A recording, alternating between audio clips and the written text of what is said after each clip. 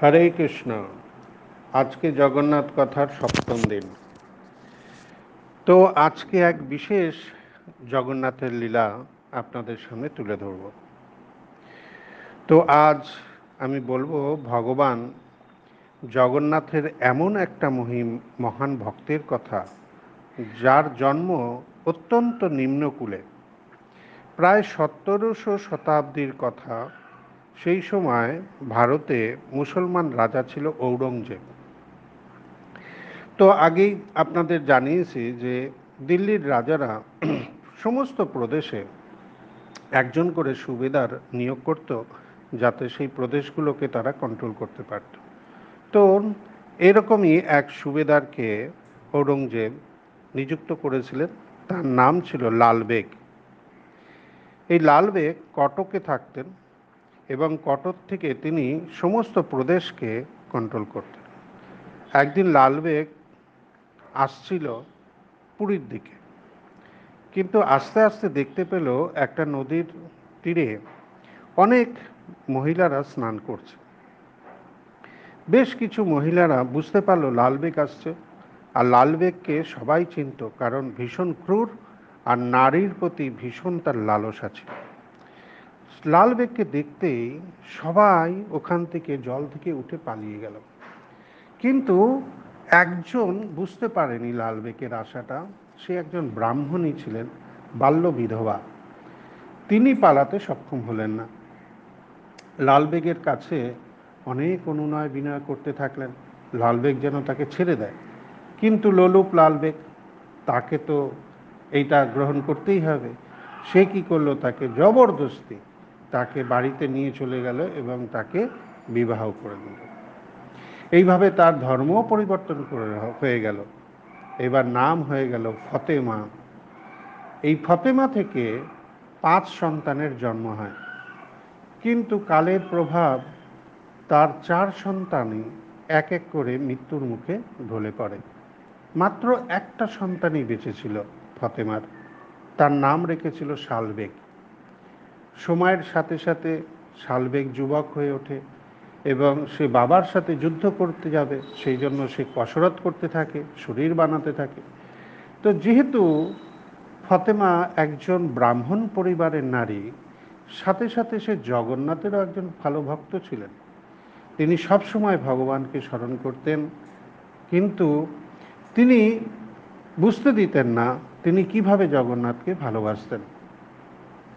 কালের প্রভাব, সেই মুসলিম গৃহের বধূ হয়েছেন তিনি। যাই হোক, এটা সবই জগন্নাথের ইচ্ছা। জগন্নাথের ইচ্ছা ছাড়া তো এই জগতে কিছুই হতে পারে না। তাই জগন্নাথই জানে কালের প্রভাবে তিনি কি করতে চলেছেন। তো আমরা শুনতে থাকি। তো ভগবান নিশ্চয়ই তাকে কোনো ফল প্রদান করবেন।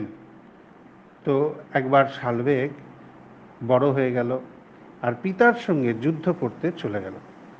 তো যুদ্ধে শালবেগ আর তার পিতা লালবেগ দুজনে ভীষণভাবে ঘায়েল হয়েছিল। কিন্তু কিছুদিনের মধ্যেই লালবেগের মৃত্যু হয়ে গেল। তখন সেই ব্রাহ্মণী মাতা শালবেগ মানে তার সন্তানের ভিতরে ভগবানের ভক্তির বীজ রোপণ করা শুরু করলেন। শালবেগকে তার মা বললেন, তুমি যদি ভগবানকে স্মরণ করো, তার নাম জপ করো, তবে তোমার সমস্ত ব্যাধি ব্যথা 12 দিনের মধ্যেই দূর হয়ে যাবে। শালবেগ মাকে বলল, কে ভগবান, কেমন দেখতে, কোথায় থাকেন, কিভাবে তার নাম জপ করতে হয়? মা তখন তার সমস্ত প্রশ্নের উত্তর দিলেন। ভগবানের রূপ, গুণ, লীলা, তার দিব্য আলয় সব কিছু সুন্দরভাবে তিনি বললেন। তিনি বললেন, হে পুত্র, বৃন্দাবন চন্দ্র, মা যশোদার সন্তান, নন্দ বাবার পুত্র শ্রীকৃষ্ণই হলেন এই জগতের পরম ঈশ্বর। আর তিনিই কলিযুগে পতিত পাবন হয়ে পতিত জীবকে উদ্ধার করবার জন্য জগন্নাথ রূপে এই পুরীতে অবস্থান করছেন। মায়ের কথা শুনে শালবেগ প্রথমে বিশ্বাসই হয়নি, কিন্তু সে মাকে ভীষণ ভালোবাসত। তাই ভাবতো, মা যখন বলছে জগন্নাথ আসুক আর না আসুক, মা যখন বলছে এই কার্য করতে, তো আমি করি। কারণ সে অসুস্থ। সে জগন্নাথের কথা স্মরণ করত, জপ করত, আর অনেক অনেক প্রার্থনা করত জগন্নাথকে।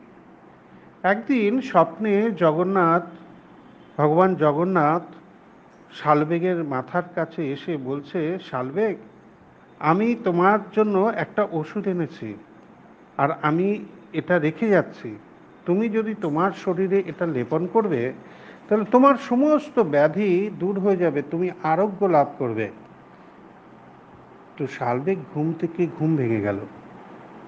সঙ্গে সঙ্গে উঠে দেখছে সত্যি সত্যি মাথার কাছে একটা বাটি আছে, আর সেখানে কিছু মলমের মতো রাখা আছে। শালবেগ আর কালক্ষয় করলেন না। সে কি করলো, সঙ্গে সঙ্গে সারা শরীরে ওই লেপনটা মেখে নিল, আর মেখে সে শুয়ে পড়ল।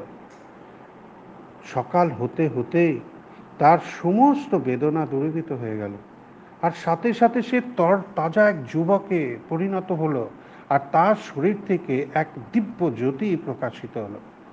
শালবেগ কান্নায় ভেঙে পড়ল, যে কি হলো, ভগবান সত্যিই কতই না দয়ালু, মা আমাকে যে কথা বলেছে তাই তো হলো।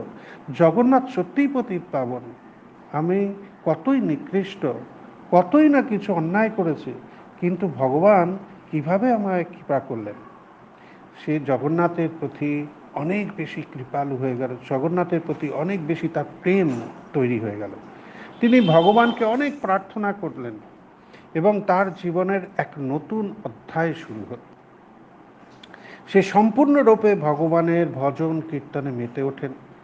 সমস্ত কিছু ছেড়ে শালবেগ এই রকম প্রেম ভাব দেখে গ্রামের ব্রাহ্মণ এবং গ্রামের অন্যান্য জাতির লোকরা সবাই শালবেগকে দেখে অবাক। এক মুসলিম পরিবারের ছেলে কিভাবে জগন্নাথের নাম কীর্তন করছে, এই দেখে ওখানকার গ্রামের ব্রাহ্মণরা বলল, শালবেগ, তুমি জগন্নাথ পুরীতে যাও, আর তুমি যাও জগন্নাথকে দর্শন করো, তোমায় জগন্নাথের কৃপা হয়েছে তোমার উপরে। কথা শুনে সে পুরীর দিকে রওনা দেয়। পুরীতে পৌঁছায়, কিন্তু মন্দিরে কোনো হিন্দু ছাড়া অন্য কারোর মন্দিরে প্রবেশ করা নিষেধ আছে। তাই সে কোনোভাবেই জগন্নাথকে সে দর্শন করতে পারে না। কিন্তু সে শোনে যে জগন্নাথ যখন রথযাত্রায় বাইরে আসে, তখন রথযাত্রায় জগন্নাথ সবাইকে দর্শন দেয়, আর সবাই এই উৎসবে মেতে ওঠার অধিকার আছে, আর সবাই জগন্নাথের রথের দড়ি ধরে টানে আর কৃপা দর্শন পায়। এই সমস্ত তিনি শুনলেন। তিনি শুনে অপেক্ষা করতে লাগলেন, এবং অপেক্ষা করে জানলেন যে কিছুদিন আগেই রথযাত্রা শেষ হয়ে গেছে। তাই সে রথযাত্রা আবার পরের বছর হবে। এই ভেবে তখন তিনি, যেহেতু বৃন্দাবন চন্দ্রের কথা শুনেছেন সে মায়ের মুখে, তাই ওনার মধ্যে এটা আসলো যে আমি বৃন্দাবনে যাব, আমি মা যশোদার পুত্র নন্দনকে দর্শন করব বৃন্দাবনে গিয়ে। সেই জন্য সে বৃন্দাবনের দিকে পাড়ি দেয়। বেশ কিছুদিন পরে সে হঠাৎ বৃন্দাবনের দিকে যখন সে চলছে, তখন তার কাছে লোক মারফত খবর যায় তার মা শরীর ত্যাগ করে দিয়েছেন। এই কথা শুনে সে মায়ের জন্য ভগবানের কাছে প্রার্থনা করে বৃন্দাবনের যাওয়া কিন্তু ছাড়লেন না, সে বৃন্দাবনের দিকে রওনাই দিয়ে দিলেন। সেখানে বেশ কিছুদিন থাকলেন। দিব্যস্থলী যেগুলো আছে, ভগবানের মন্দির আছে, সেইগুলো তিনি দর্শন করলেন, এবং এইভাবে বৃন্দাবনে তিনি অনেক দিন কাটানোর পরে হঠাৎই তার মনে পড়ল 1 বছর অতিক্রান্ত হতে চলেছে, এখন তো রথযাত্রা হবে। আর সত্যি সত্যি সেই সময় রথযাত্রার সময় এসে গেল। এইদিকে ঢাক ঢোল পিটিয়ে রথযাত্রার সমস্ত আয়োজন পুরীতে হচ্ছে, সমস্ত কিছু হচ্ছে। এইদিকে শালবেগ ভাবলো যে আমি বোধহয় আর পৌঁছতে পারবো না, আমার ভগবানকে বোধহয় আমি আর রথে দর্শন করতে পারবো না। এইভাবে শালবেগ দৌড়তে শুরু করলো। আর এটা ছোটোখাটো রাস্তা না, বৃন্দাবন থেকে পুরীর দূরত্ব হচ্ছে 1600 কিলোমিটার। তো 1600 কিলোমিটার, সেই সময় তো এত গাড়ি ঘোড়া ট্রেনের ব্যবস্থাই ছিল না। তো শালবেগ পায়ে হেঁটে এই রাস্তা অতিক্রম করা শুরু করে দিল। যথেষ্ট কঠোর প্রচেষ্টা, কিন্তু শালবেগ দমল না। সে চলা শুরু করলেন। আর ভগবানের নাম কীর্তন করতে করতে সে নদী, জল, পাহাড়, বন টপকে সে চলতে থাকলো। খাওয়া নেই, দাওয়া নেই, পরিশ্রান্ত শরীর চলতে থাকলো। এইদিকে রথযাত্রার সময় হয়ে গেছে। ভগবান জগন্নাথ দেব, বলদেব দেব, সুভদ্রা মহারানী, সুদর্শন রথে বসে গেছে। এইবার আর কিছুক্ষণের মধ্যেই রথ টানা শুরু হবে। রাজা এসে গেছেন, সামনে ঝাড়ু দিচ্ছেন, সমস্ত বেদ মন্ত্র পাঠ হচ্ছে, চারদিকে কীর্তন ভজন চলছে, ভক্তরা আনন্দে মুখরিত হয়েছে।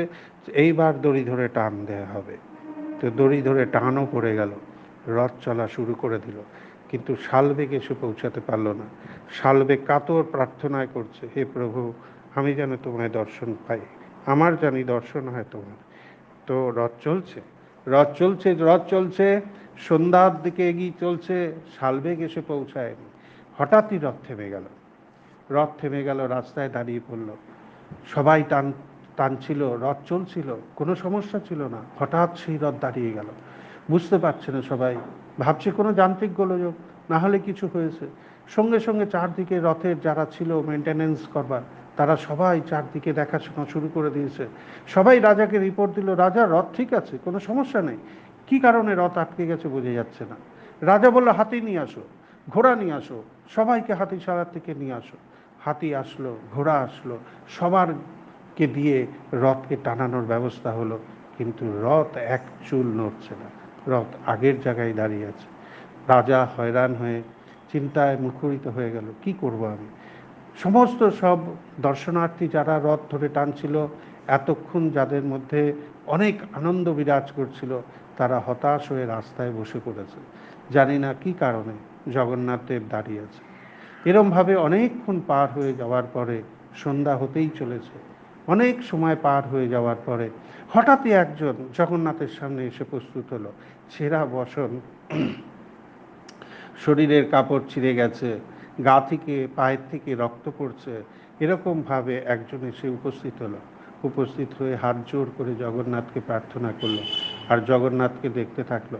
আর জগন্নাথকে দেখে সে প্রার্থনা করলো, হে প্রভু, তুমি কতই না দয়াময়, আমার মতো এক নিম্ন জাতির জন্য তুমি এইখানে লোকের মুখে সে আগেই শুনে নিয়েছিল রথ দাঁড়িয়ে গেছে, তো তুমি আমার জন্য এইভাবে দাঁড়িয়ে গেলে প্রভু, আমি কল্পনা করতে পারি না তুমি সত্যিই পতিত পাবন, এবং তোমার নাম সার্থক হলো আমার মতো পতিতকে উদ্ধার করবার জন্য।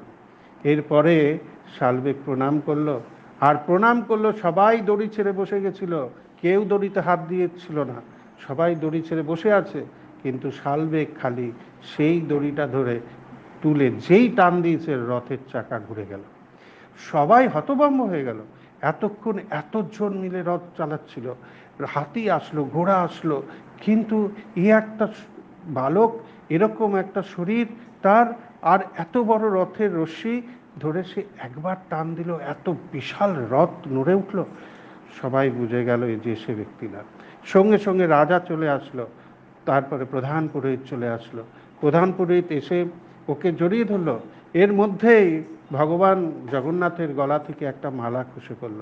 প্রধান পুরোহিত এসে সেই মালা শালবেগকে পরিয়ে দিল, শালবেগকে পরিয়ে দিল। শালবেগকে সবাই বুঝে গেল এই শালবেগ হচ্ছেন ভগবান জগন্নাথের বিশেষ ভক্ত।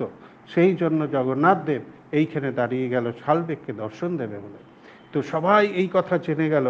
আজও পর্যন্ত শালবেগ অনেক অনেক অনেক জগন্নাথের জন্য গীত রচনা করেছেন। আজও পর্যন্ত সেই গীত চালানো হয় শালবেগের জন্য। শালবেগের যে গীত রচনা করেছে, আজও পর্যন্ত রথের সময় এবং রথের অন্তিম দিন সময় পর্যন্ত এবং ফিরে আসার সময় পর্যন্ত সেই গীত চলতে থাকে, এবং এই গায়ন তো চলতেই থাকে। আজও রথ শালবেগের সমাধির সামনে দাঁড়ায় এবং সবাই স্মরণ করে শালদেব একজন মহান ভক্ত ভগবানের। তো এইভাবে ভগবান শুধু ভাবগ্রাহী জনার্দন, ভগবানের কাছে কোনো জাতপাতের কেউ নেই। আমরা জাতপাত সৃষ্টি করেছি, ভগবানের কাছে জাতপাত নেই। ভগবান তো ভগবান, তিনি তো সবার পিতা, সবার পিতা। সেই জন্য আর কালকেই রথযাত্রা, সবাই মিলে, যে কোনো ধর্মের মানুষই হই না কেন, সবাই মিলে আমরা ভগবানের রথ টানব, আর ভগবানকে প্রার্থনা করব তিনি যেন আমাদের কৃপা করেন। তো আজ আমি এখানেই আমাদের জগন্নাথ কথা শেষ করছি। আমি 7 দিন ধরে